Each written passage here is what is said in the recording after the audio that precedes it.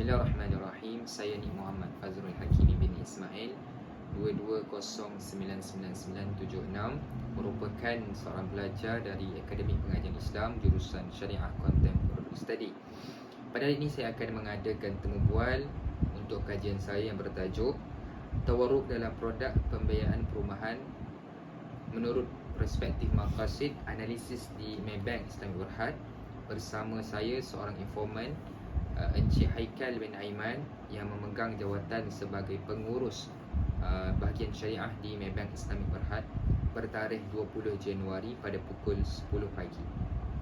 Objektif kajian ini adalah untuk menganalisis produk pembiayaan perumahan berasaskan tawarruk di Maybank Islamic Berhad dalam konteks maqasid syariah. Justru persoalan kajian ialah sejauh manakah produk pembiayaan perumahan berasaskan tawarruk di Maybank Islamic Berhad dalam konteks maqasid syariah. Assalamualaikum dan salam sejahtera. Terima kasih di atas kesudian Tuan meluangkan masa untuk membuat berkongsi pengalaman dan kepakaran bersama saya.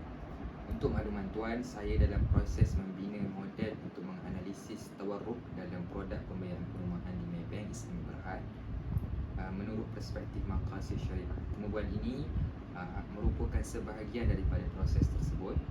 Sebagai makluman Tuan, segala maklumat yang akan direkodkan dan dirakamkan adalah bersifat sulit dan tidak akan digunakan selain dari kajian. Tuan dipilih untuk ditemu bual kerana Tuan telah dikenal sebagai seorang pakar dalam bidang perbaikan Islam. Boleh Tuan ceritakan pengalaman Tuan dalam bidang ini?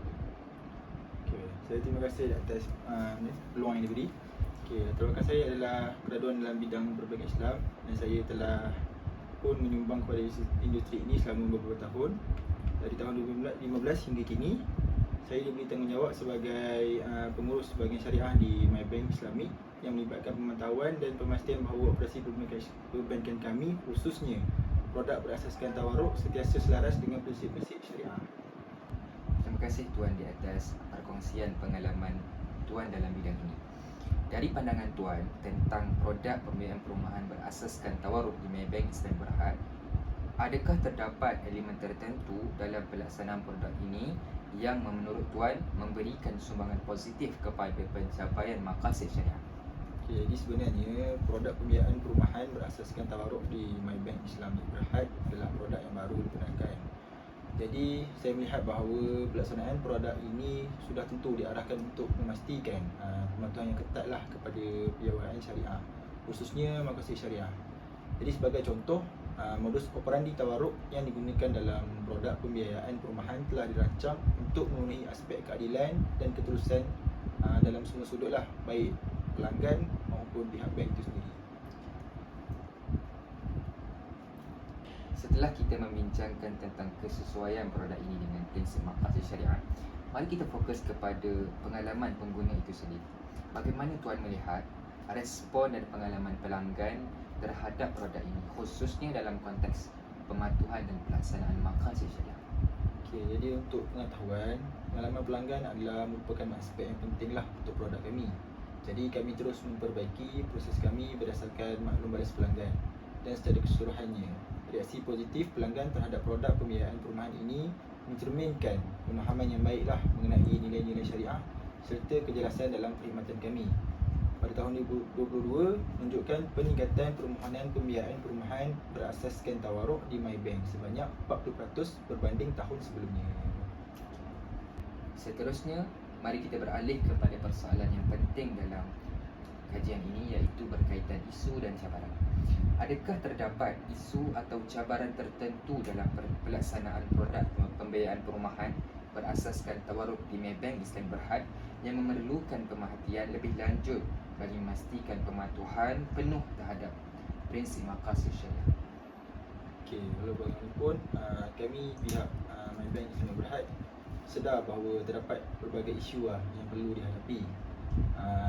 Utamanya dalam meningkatkan kesedaran masyarakat tentang produk perbankan Islam, iaitu merupakan produk yang standing lah dengan produk perbankan konvensional. Justru inisiatif pendidikan lah dan komunikasi perlu diperkuatkan untuk memastikan pelanggan dan masyarakat memahami sepenuhnya prinsip-prinsip maqasid syariah yang dipegang teguh oleh Maybank Islami.